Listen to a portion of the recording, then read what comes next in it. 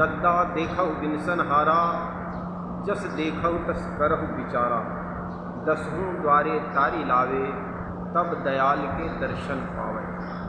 सद्गुरु कबीर यहाँ पर बताते हैं दद्दा देखऊ बिनसन हारा।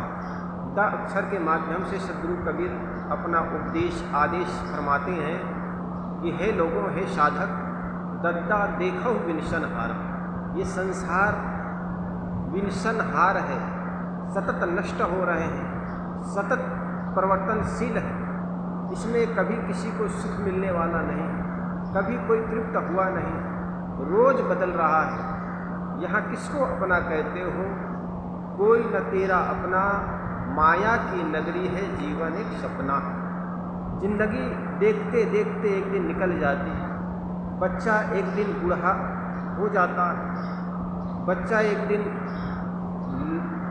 जवान होता है, बुढ़ापा होता आता है, फिर मृत्यु आ जाती है। इस प्रकार दुनिया की सारी चीज़ निरंतर बदल रहे हैं। इसलिए साहब कहते हैं दद्दा देखा बिनसन हारा। ये संसार की वस्तुएं, व्यक्ति हर क्षण बदल रहे हैं। इसलिए करना क्या है? जैसे देखो उसके अनुसार प्रयास करो, विचार करो, उपाय करो। लेकिन हम पुरानी परंपरा को लेकर, पुरानी बातों को लेकर किसी भी समस्याओं का हल करना चाहें तो पुराने ढर्रे में चल करके नई समस्याओं का हल किया नहीं जा सकता।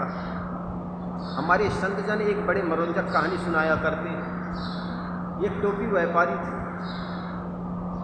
वो अपने घर से जाते, गांव में जाकर के घर में टोपी बनाते और शहर में जाकर के बेच आते थे। एक बार किसी कारणवश टोपी शहर में बिकी नहीं तो पुनः उसको झोली में लेकर के लौटे चले आ रहे थे। आते वक्त एक झाड़ के नीचे भी विश्राम किया करते थे। विश्राम करने के लिए उन्होंने अपने टोपी से भरे हुए थैले को नीचे रखा और वहीं पर लेट करके विश्राम करने लगे। उस झाड़ में बहुत से बंदर बैठे हुए थे। बंदरों ने देखा ये व्यापारी टोपी लेकर के चले आए हैं और यहाँ विश्राम कर रहे हैं। एक एक बंदर उतर करके झोले में से टोपी निकाल करके अपने सिर में लगा करके चढ़ गए। उनकी झोली खाली हो गई टोपी से और व्यापारी जैसे उठा तो झोले को खाली पाया।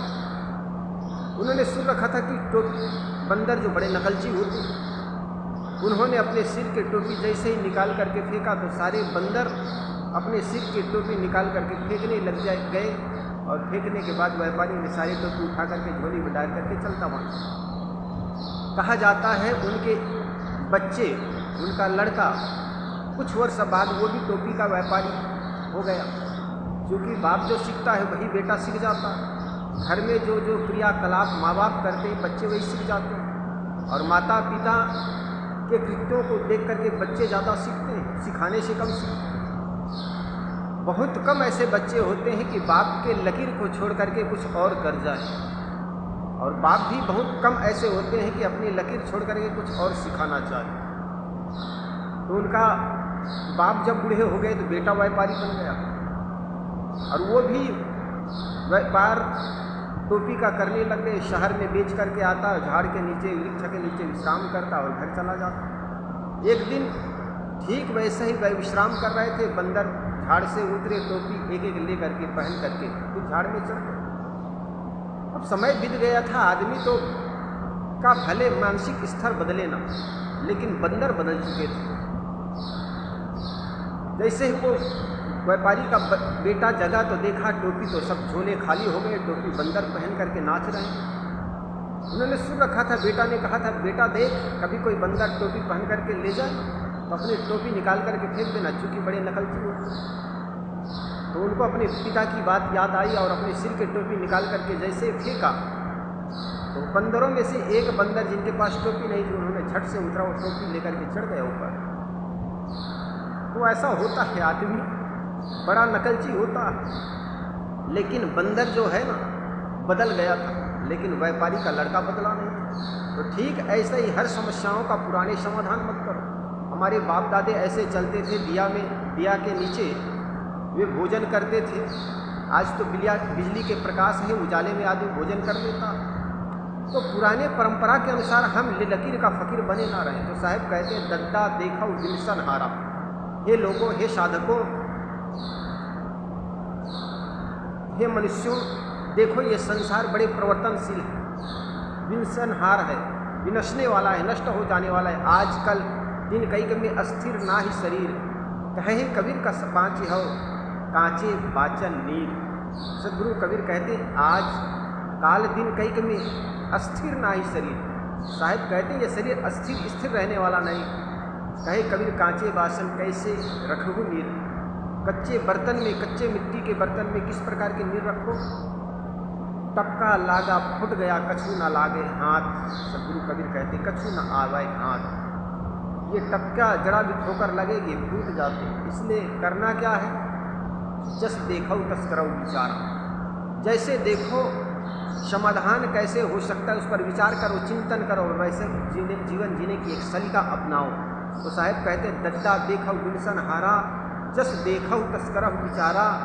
दसों द्वारे तारी लावे तब दयाल के दर्शन पावे। सदगुरु कबीर कहते हैं 10 द्वार, कहीं कहीं 9 द्वारे कहा है, 9 द्वारे, कहीं कहीं 10 द्वारे कहा। 10 द्वारे का पिंजड़ा ताने पंछी कौन, रहबे को अचरज अहे जात अचंभा कौन। सदगुरु कबीर ने कहा गीता में एकादश द्वारे कहा, 11 द्वार कहा। 10 ज्ञानेन्द्रीय, 10 कर्मेंद्रीय और तालु मूल को भी यहाँ बच्चे के लफ लफ करता है, जहाँ पर सिर के ऊपर जहाँ पर चोटी रखी जाती है उसको भी एक द्वार माने गए। तो एकादश द्वारे गीता में कहा गया है। तो मनुष्य के अंदर सदगुरु कबीर ने जहाँ गिनाया वहाँ पर 10 द्वारे का पिंजड़ा कहा।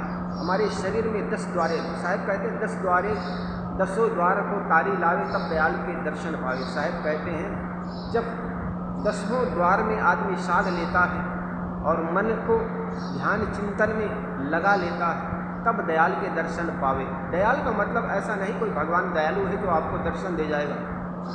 सदगुरु संतों के द्वारा बताए हुए सदगुरु सदस्वरूप का दर्शन हो जाएगा, अपने आप का ज्ञान हो जाएगा, आत्मा स्वरूप का दर्शन हो जाएगा, चेतना की दर्शन हो जाएगा। कहने का मतलब तब दयाल के दर्शन पावे। सदगुरु संतों के द्वारा बताए हुए स्वरूप ज्ञान का दर्शन अर्थात स्वरूप का दर्शन हो जाएगा। तो साहब कहते दद्दा देखो विल्सन हारा, जस देखो तस करो विसारा। 10वें द्वारे तारी लावे तब दयाल के दर्शन पावे। इस प्रकार सदगुरु कबीर साहिब दा अक्षर के माध्यम से सुंदर उपदेश करते हैं।